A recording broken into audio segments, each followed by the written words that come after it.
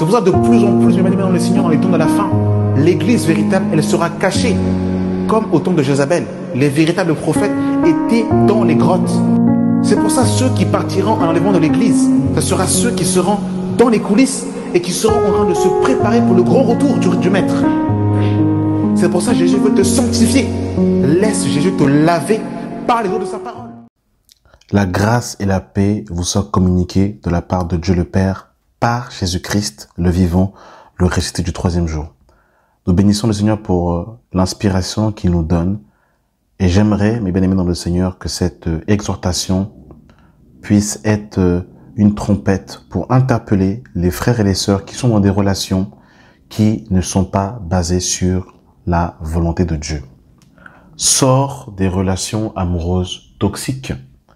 J'aimerais t'interpeller, toi mon frère, toi ma sœur, qui écoute cet audio, de discerner, de demander si ton histoire, si ta relation fait partie de la volonté de Dieu, si le Seigneur est d'accord avec ton histoire.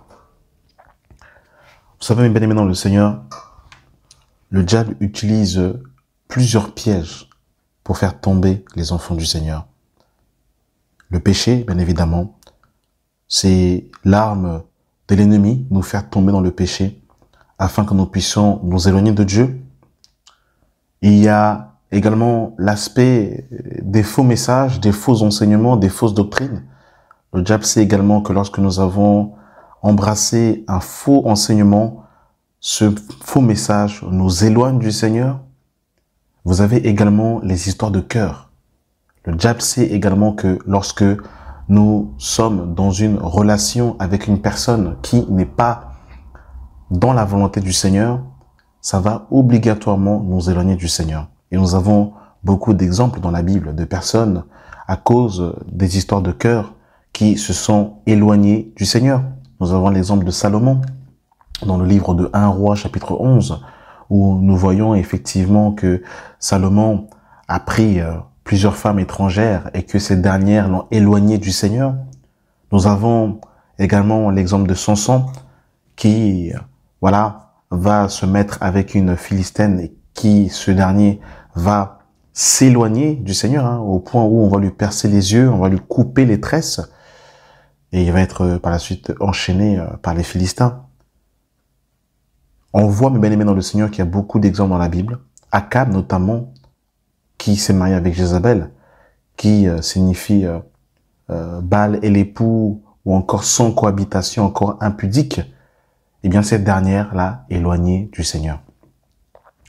Donc lorsque nous faisons cheminement avec un partenaire, il est important que cette relation soit dans la volonté du Seigneur. Mais là où j'aimerais nous interpeller, mes bien-aimés dans le Seigneur, c'est que, vous savez, il y a des expressions du monde que l'on utilise souvent lorsque l'on rencontre une personne. Quand on dit « l'amour rend aveugle »,« je t'aime à la folie », ce sont des mots comme ça que l'on emploie, où on ne mesure pas le sens, qui sont devenus des mots banals. Mais lorsqu'on examine ces mots ont véritablement un sens et révèlent effectivement l'état dans lequel nous sommes. Lorsque quelqu'un dit « je t'aime à la folie », ça montre que la personne est dans un état de folie. Quand on aime quelqu'un à la folie, effectivement, nous sommes dans la folie. Et dans cette folie, il n'y a pas de raison. La raison, littéralement la réflexion, littéralement la sagesse, littéralement le discernement. Ça, c'est un premier point.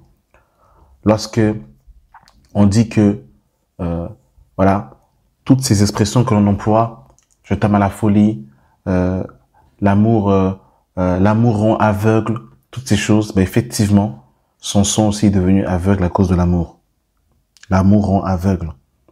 Donc, qui nous perce les yeux, parce que nous savons que les yeux, c'est l'image de la lampe, selon le livre de Matthieu, chapitre 5, qui est la lampe du corps, qui est le discernement. Et effectivement, quand l'amour rend aveugle, des fois, le Seigneur veut nous ouvrir les yeux sur des choses factuelles, mais comme nos yeux sont aveuglés à cause de l'amour, on ne le voit pas. Il y a des relations, bien aimés dans le Seigneur, qui sont des relations toxiques. Des relations qui détruisent notre communion avec Dieu, qui détruisent notre vie de prière, qui détruisent notre communion fraternelle. Et j'aimerais interpeller, bien aimés dans le Seigneur, notre esprit sur ces choses. Dans le livre de Genèse chapitre 9, le verset 20, il est écrit « Noé commença à cultiver la terre et planta de la vigne. Il but du vin, s'enivra et se découvrit au milieu de sa tente. Cham, père de Canaan, vit la nudité de son père, et il la rapporta dehors à ses frères. Alors Sem et Japheth prirent le manteau, le mirent sur leurs épaules, marchèrent à reculons et couvrirent la nudité de leur père. Comme leur visage était détourné, ils ne virent point la nudité de leur père. » Alors j'aimerais attirer notre attention, mes bien-aimés dans le Seigneur, sur verset 20. Noé commença à cultiver la terre et planta de la vigne. Il but du vin et s'enivra. Donc là, c'est intéressant ici. On nous dit que Noé va boire du vin et il va s'enivrer. Et le mot s'enivrer, s'enivra en hébreu, a une signification très intéressante. Le mot s'enivra, mes bien-aimés dans le Seigneur, se traduit par sakar, qui signifie être intoxiqué. Être intoxiqué. Et parfois, nous sommes dans des relations toxiques, où littéralement nous sommes intoxiqués. C'est-à-dire que nous sommes enivrés d'amour, mais cet enivrement est comme un vin pollué qui nous empêche d'avoir de la sagesse, de la réflexion, du discernement, d'ouvrir nos yeux. Et surtout, cet enivrement d'amour est toxique pour nous. C'est là, justement, où le bas blesse et où il faut faire véritablement attention. C'est qu'il y a des personnes, quand elles sont dans des relations amoureuses, c'est comme si elles ont perdu l'équilibre. C'est comme si elles marchent à la renverse. C'est comme si elles sont près de tomber, de trébucher, parce qu'elles aiment à la folie. Il n'y a plus la raison, malheureusement.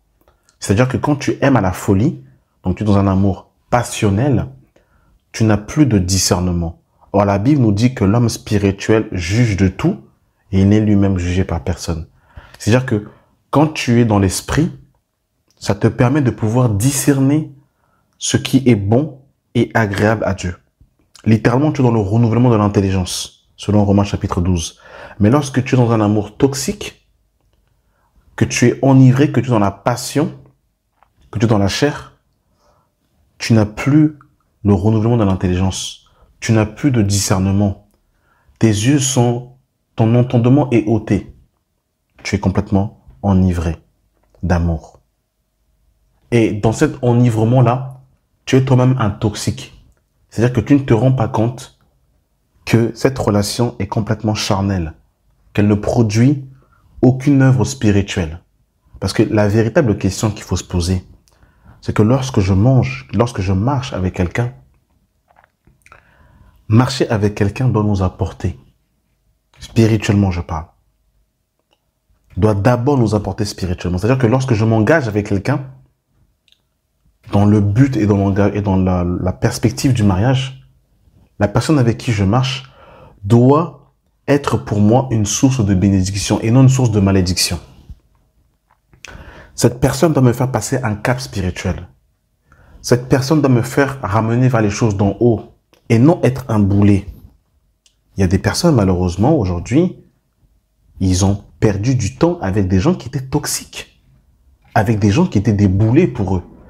Et ils ont perdu des années dans des relations où Dieu n'y était pas, où il n'y avait pas la paix de Christ, où il n'y avait pas la présence du Seigneur. Vous savez, les bien-aimés dans le Seigneur, Israël, et à l'occurrence, la ville de David, c'est-à-dire littéralement Juda, se caractérisait par quelque chose de très fort.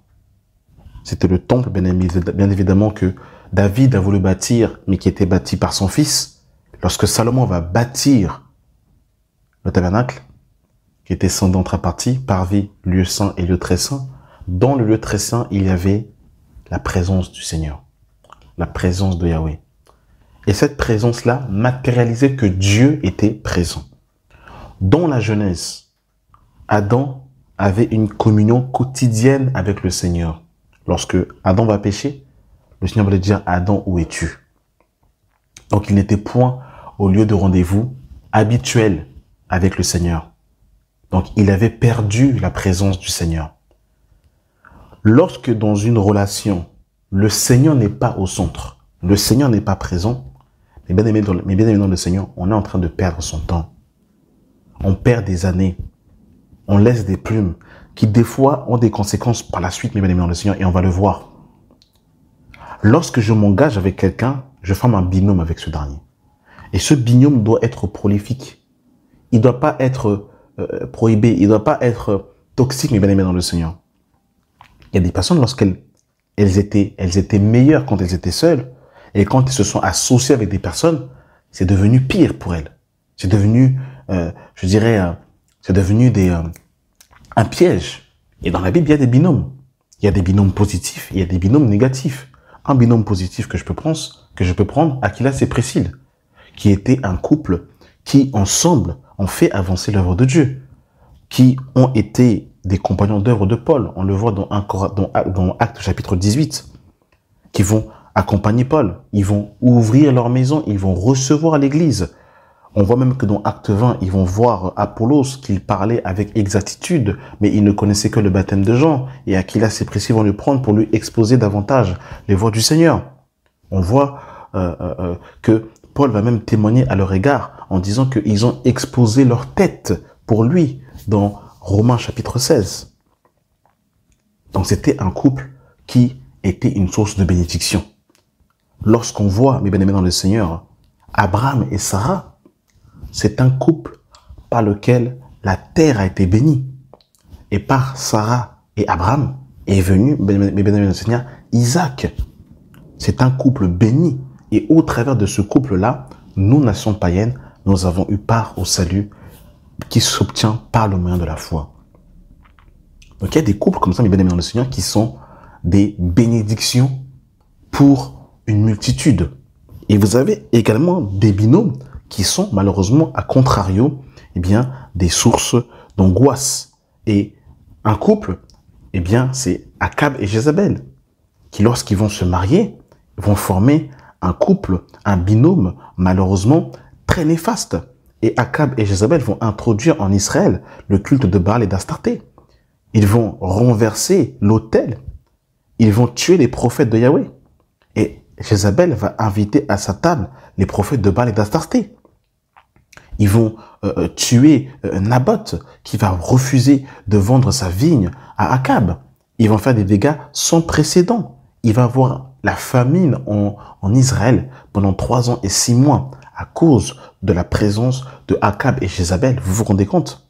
Dans la Bible, dès qu'un binôme se formait, soit il était prolifique, il était bénéfique, ou soit il était une source de malédiction.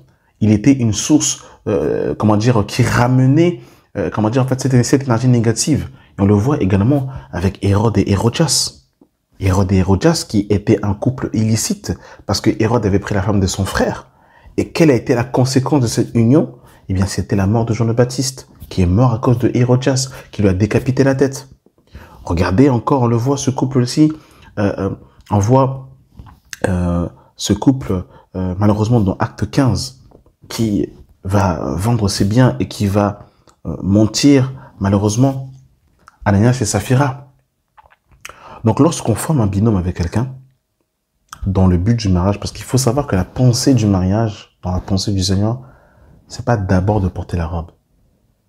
Bien que dans le mariage, il y a les festivités, mais il y a un but. C'est-à-dire que le but du mariage, c'est la prospérité et l'avancement du royaume des cieux. Quand on est enfant du Seigneur, c'est ça le but. C'est la prospérité et l'avancement du royaume du royaume de Christ. C'est-à-dire que par mon couple, par mon union que j'ai avec ma femme, je dois faire avancer et travailler pour le royaume. Lorsque nous lisons Luc chapitre 2 et que les parents du Seigneur vont le chercher, il va leur répondre, pourquoi me cherchez-vous? Ne savez-vous pas qu'il faut que j'accomplisse le travail de mon Père, faire l'œuvre de son Père? Donc, le mariage a pour but de faire avancer l'œuvre du Père. Ensemble, on fait avancer le royaume des cieux ensemble. De la même manière que Ève a été mis à côté d'Adam pour garder le jardin et le cultiver. C'était une aide semblable pour qu'ils puissent faire l'œuvre ensemble. Et c'est ça le but du mariage. Or que des fois, malheureusement, certaines unions nous éloignent de l'œuvre du Seigneur.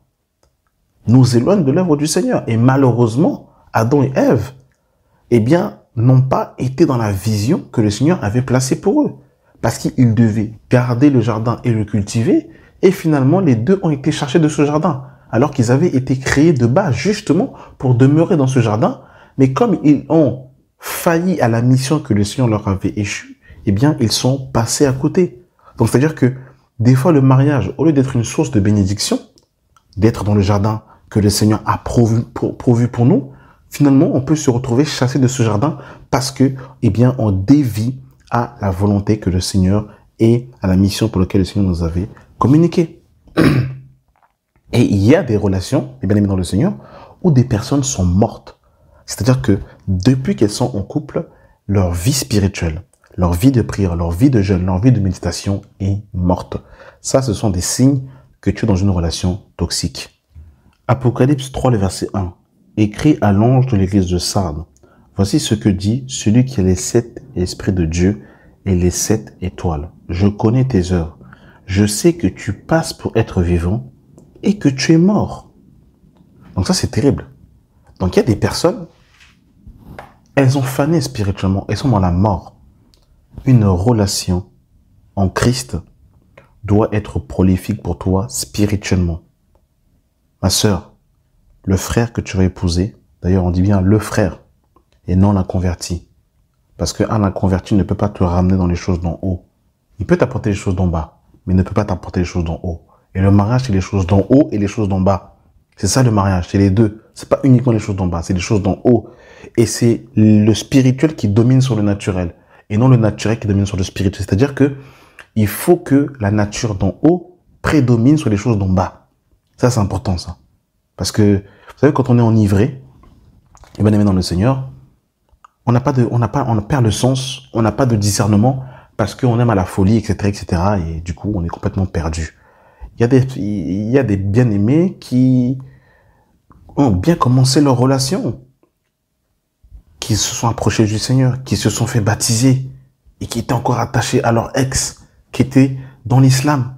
Et aujourd'hui, ils se marient dans l'islam avec un musulman. Et la foi, elle est complètement éteinte. Il n'y a plus Christ. C'est pas possible. C'est compliqué. Surtout quand tu es une sœur, que tu te maries avec un homme, bah, voilà, il est ta tête. C'est lui le chef. C'est lui l'autorité. Donc, pour pouvoir manifester ta foi, c'est compliqué. Parce qu'on est dans un amour complètement aveugle, on est intoxiqué, on n'a plus de discernement, on aime à la folie, on est véritablement dans la folie, on n'a pas de raison. En fait, on aime sans raison. En fait, c'est la folie. Bien aimé dans le Seigneur. Mais c'est pas la folie de Dieu, c'est la folie du monde. Là, c'est terrible, bien aimé dans le Seigneur. En fait, c'est comme si on rentre dans une affaire là où Dieu n'est pas. Moïse est très clair, il va dire, Seigneur, si tu ne marches pas devant nous, moi je n'irai pas. Il faut que tu marches devant nous.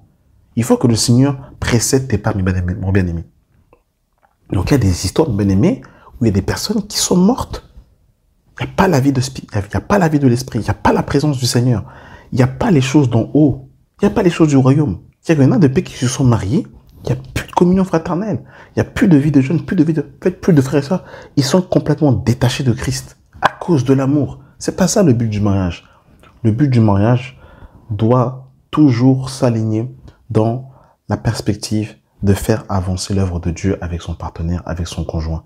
S'il n'y a pas cette perspective-là, si on vit seulement d'amour, de fleurs et je dirais de vacances, mais bien aimé dans le Seigneur, on est complètement passé à côté de la plaque. C'est-à-dire que on n'a pas compris que le mariage terrestre est une image du mariage céleste qui est Christ et de l'Église. Mais bien aimé dans le Seigneur.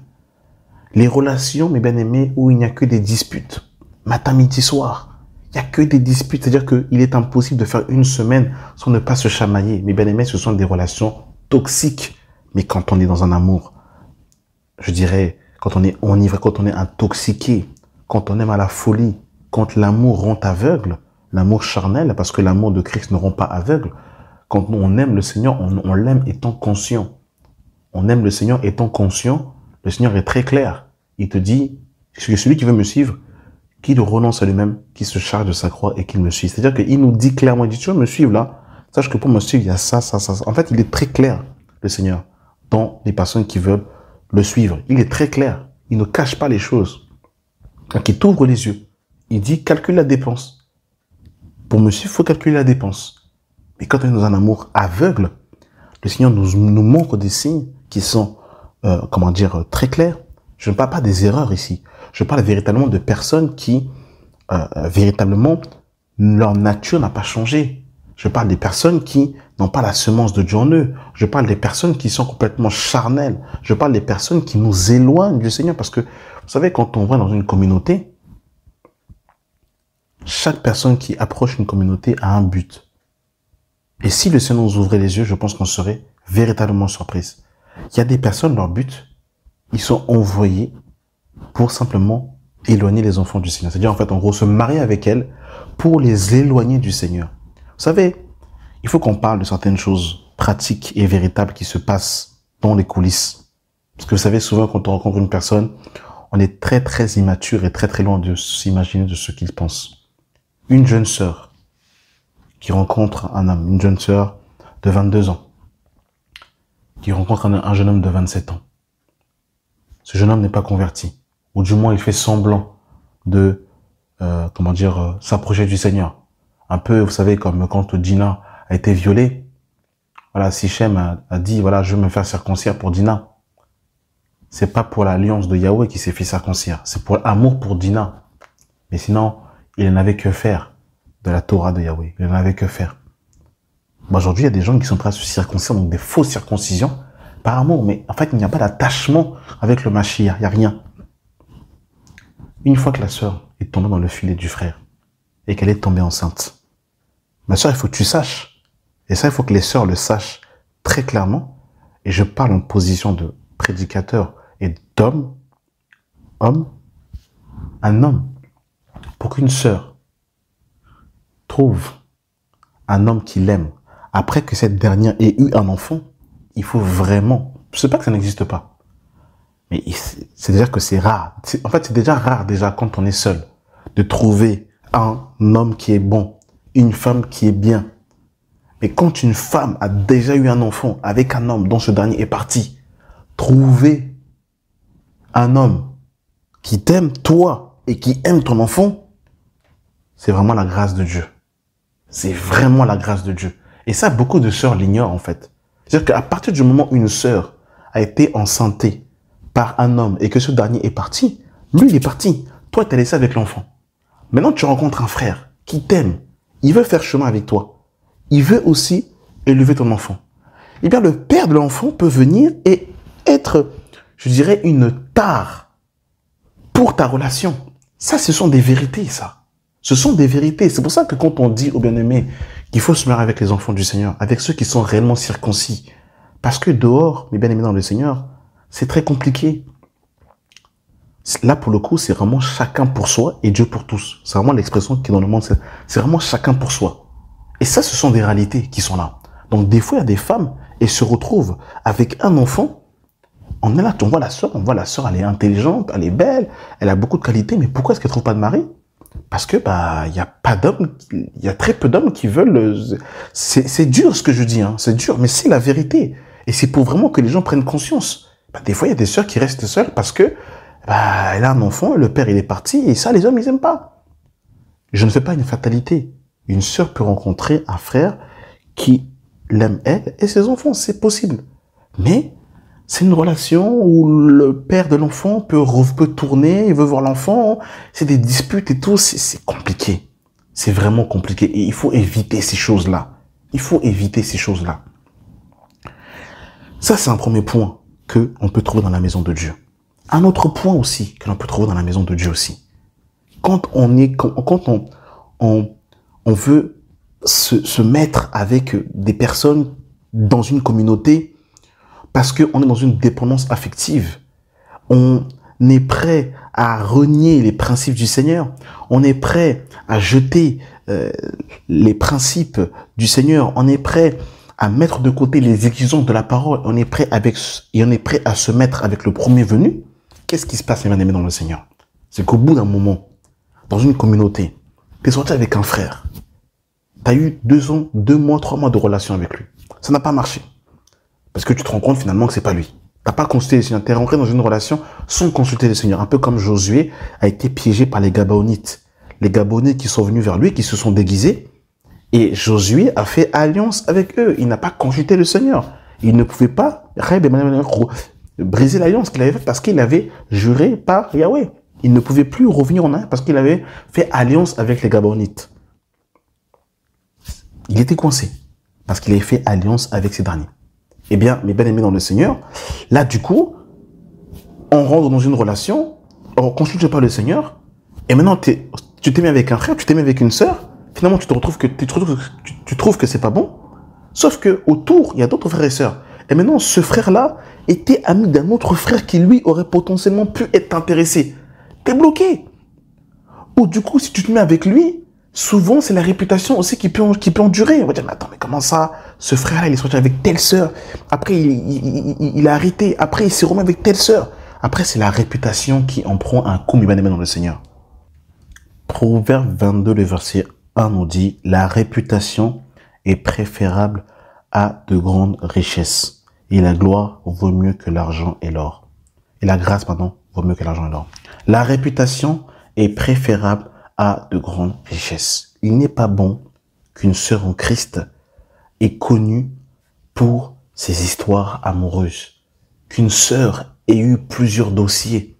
Que plusieurs frères ont embrassé la sœur, ont invité la sœur à aller manger, ont invité la sœur au cinéma. Il n'est pas bon pour un frère d'avoir une réputation où ce dernier est sorti, a fait des demandes de mariage, des demandes de fiançailles à toutes les sœurs. Ce n'est pas bon. Ça, tout ça, ce sont des relations toxiques, les bien-aimés dans le Seigneur, qui touchent le témoignage, qui touchent la réputation. Il ne faut pas qu'il en soit ainsi. C'est pour ça, mes bien-aimés, on ne rentre pas dans une relation comme ça sans consulter le Seigneur. On ne rentre pas dans une relation sans avoir aussi été bien conseillé par des personnes qui sont matures et qui sont sages et qui ont de l'expérience dans le mariage. C'est important, mes bien-aimés dans le Seigneur, parce qu'aujourd'hui, c'est ce qui arrive. Des fois, aujourd'hui, les assemblées, c'est des assemblées, excusez-moi, c'est secret story. Des fois, il y a une sœur, elle est sortie avec un frère, elle est sortie avec l'ami du frère, elle est sortie avec le cousin du frère. Le frère, il a fait une demande à la petite sœur de la femme du pasteur. Ensuite, il a cassé au bout de 2 semaines, il a fait une demande à la fille du diacre. En fait, c'est des relations toxiques, mes bien-aimés dans le Seigneur. Il faut sortir de tout. En fait, tout ça, ce sont des œuvres de la chair, mes bien-aimés dans le Seigneur. Ça détruit.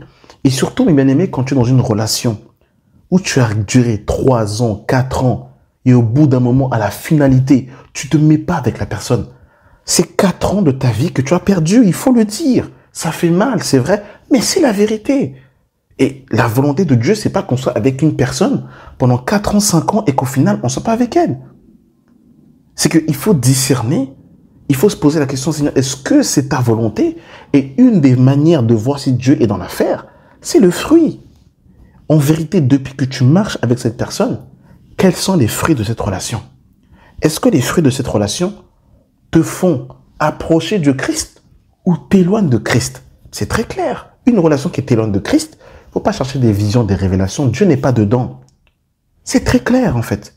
Mais bien aimé, une relation est censée nous ramener vers le Seigneur. Même si dans cette relation, des fois, il peut y avoir des hauts et des bas, mais quelqu'un qui veut te conduire vers Christ, il va toujours pousser la personne. Voilà, là, on a mal agi. Là, comme on agit, c'était pas de Dieu. Il faut qu'on se repente. Il faut qu'on fasse ça. La personne doit te ramener vers la volonté de Dieu. Ça, c'est très important, mes bien-aimés dans le Seigneur. Si ce n'est pas le cas, mes bien-aimés, c'est une relation toxique qui nous éloigne du Seigneur. On a vu Noé qui s'est enivré et qui était intoxiqué. Il y en a qui sont intoxiqués, mes bien-aimés dans le Seigneur. Et vous savez, même quand on sort d'une relation toxique, quand tu t'es intoxiqué, tu as besoin d'être désintoxiqué. Parce que quand tu es intoxiqué, tu sors d'une relation et que tu repars dans une autre relation et que tu n'as pas été désintoxiqué, c'est comme si tu as le parfum de ton passé sur tes vêtements. tu vas rentrer dans une relation avec le parfum de ton ancienne relation. Et là, du coup, c'est une relation à trois. Et du coup, la personne qui était venue avec de bonnes intentions, elle-même, en fait, subit les conséquences de la toxicomanie de ta relation, comment dire, terrible. Vous savez, aujourd'hui, il y a des frères qui se retrouvent seuls et bien aimés dans le Seigneur parce qu'ils étaient dans des relations toxiques et bien aimés dans le Seigneur. Ou père, mère, frère, sœur, on parlait, on dit, elle, c'est KO, c'est mort. Des sœurs aujourd'hui qui se retrouvent seules mais bien aimées dans le Seigneur parce qu'elles ont été dans des relations toxiques. Dès le départ, le Seigneur avait fait montrer clair. Et je pense que s'il y a un domaine sur lequel le Seigneur ne reste pas silencieux, c'est bien évidemment le domaine du mariage. Et du coup, tu as des sœurs, elles se retrouvent avec 2-3 enfants. Et l'homme, il est parti. Parce que dès le départ, la relation était basée sur la toxicomanie. En fait, c'est sur l'enivrement. Il va changer. Le Seigneur, il montre des signes où l'homme, il est violent. L'homme, il parle mal. L'homme, il rabaisse. L'homme, il parle avec d'autres femmes. L'autre, il expose d'autres femmes sur les réseaux sociaux. C'est des relations toxiques. Faut sortir de là. Vous savez, la conséquence de ces choses aussi, il y a le spirituel, mais il y a aussi le naturel. C'est-à-dire que des fois, tu peux tomber malade. Il y a des femmes aujourd'hui, elles ont attention parce que c'était des relations où il n'y avait que des disputes. Il y a des enfants aujourd'hui, ils sont dégoûtés du mariage parce qu'ils ont vu leurs parents se battre tous les jours. C'est-à-dire que ça laisse des séquelles, ces choses-là. Il y a des relations qui sont toxiques, néfastes. Il y a des femmes qui se sont suicidées parce qu'elles étaient dans des relations toxiques et elles ont préféré en finir avec la vie plutôt que de vivre et de partager la maison avec des hommes violents et brutaux. Et bien aimé dans le Seigneur, que personne ne vous trompe, que personne ne vous séduise. Le véritable amour, il est basé sur la paix. Il est basé sur le respect. Il est basé sur l'harmonie. Il est basé sur, la confiance. Ça existe, mes bien-aimés dans le Seigneur. Et le monde veut nous faire croire que le véritable amour n'existe pas, mais ça existe. Le véritable amour, une véritable relation qui te ramène vers le Seigneur, elle est basée sur la fidélité. Elle est basée sur la confiance, sur la sécurité, sur le partage, sur la transparence, sur, la complémentarité. Elle est basée sur l'aspect du respect mutuel. Elle est basée sur la communion spirituelle.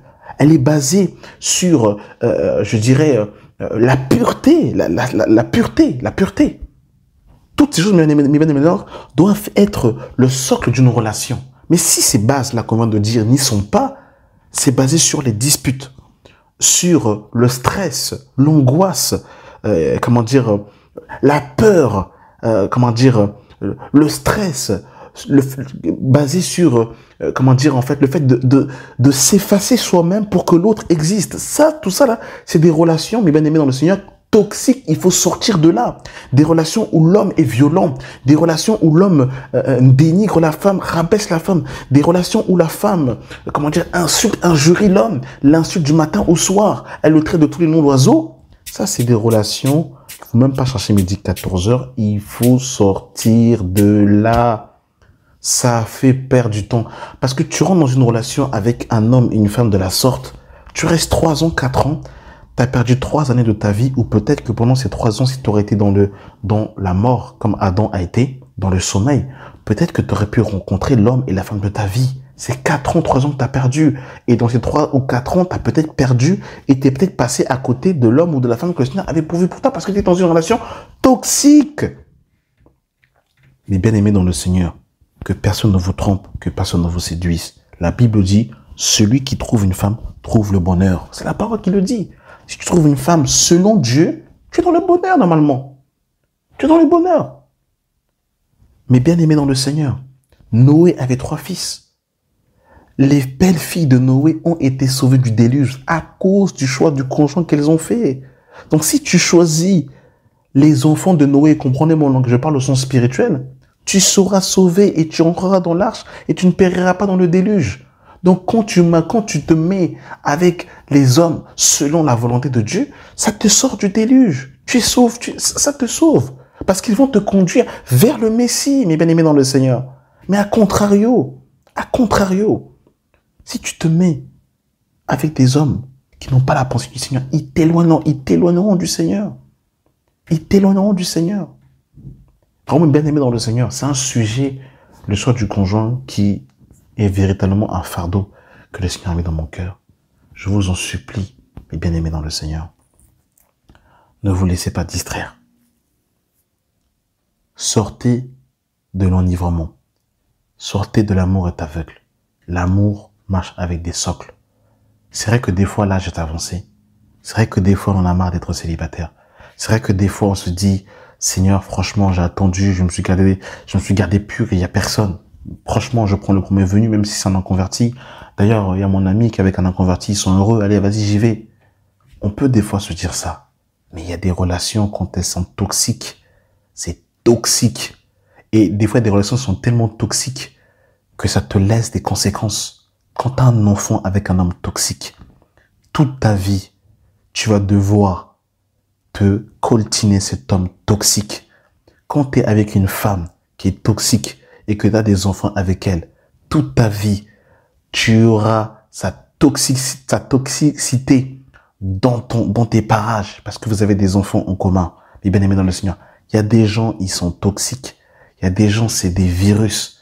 Il y a des gens, c'est des chevals de Troie. Quand tu te mets avec eux, c'est comme si tu avais épousé le séjour des morts. Et ça, c'est très clair.